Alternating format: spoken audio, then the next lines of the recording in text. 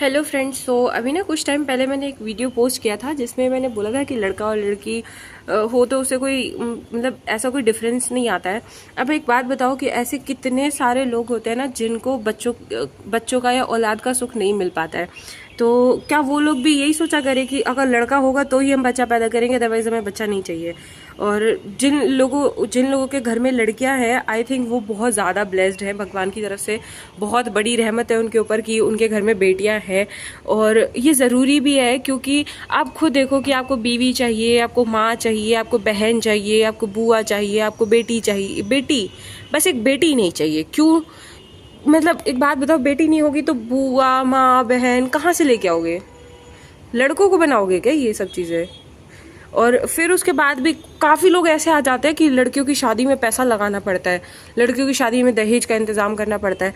भाई जब लड़की की शादी हो रही होती है तो केटरिंग वालों को आप खाना दे के भेजते हो, उसको पैसा नहीं देते हो?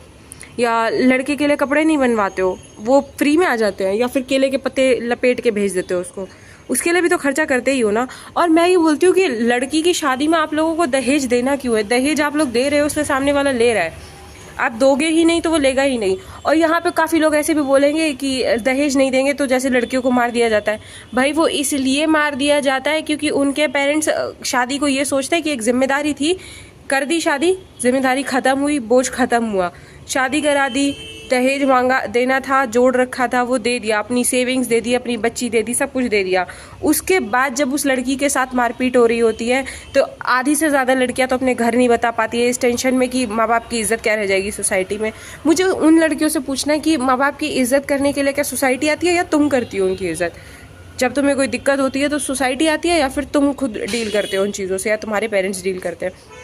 तो ये स्पेशली उन्हीं लोगों के लिए है जो अपने बच्चों के दिमाग में ये भर के रखता है ना कि लड़कियां तो पराया धन होती है, लड़कियों को दूसरे घर जाना होता है, लड़कियों की शादी हो जाए फिर अर्थी उनके ससुराल से उठती है। मोस्टली वो लड़कियां ऐसे टॉर्चर झेलती हैं कि बंदा दहेज के लिए उन परेशान कर रहा है, वो नहीं बोल पा रही है, अपने लिए स्टैंड नहीं ले पा रही है। तो ये मोस्टली वही लड़कियां होती है जिनको घर से अपब्रिंगिंग ऐसी मिली होती है, उनके दिमाग में एक ऐसा ट्रॉमा सेट कर दिया जाता है, एक ऐसा थॉट डाल दिया जाता है पैदा होने के बाद से ही कि तुम पराया धन हो, तुम हमारे ऊपर बोझ हो, शादी एक जिम्मेदारी है। और कुछ लड़कियां ऐसी भी होती है जो अपने पेरेंट्स को हर्ट नहीं करना चाहती, उन्हें दुख नहीं देना चाहती हैं, इसीलिए खुद टॉर्चर झेलती रहती हैं और एक ऐसे टॉक्सिक रिलेशन में बंधी रहती हैं कि जिसमें इंसान का सांस लेना भी मुश्किल हो जाता है।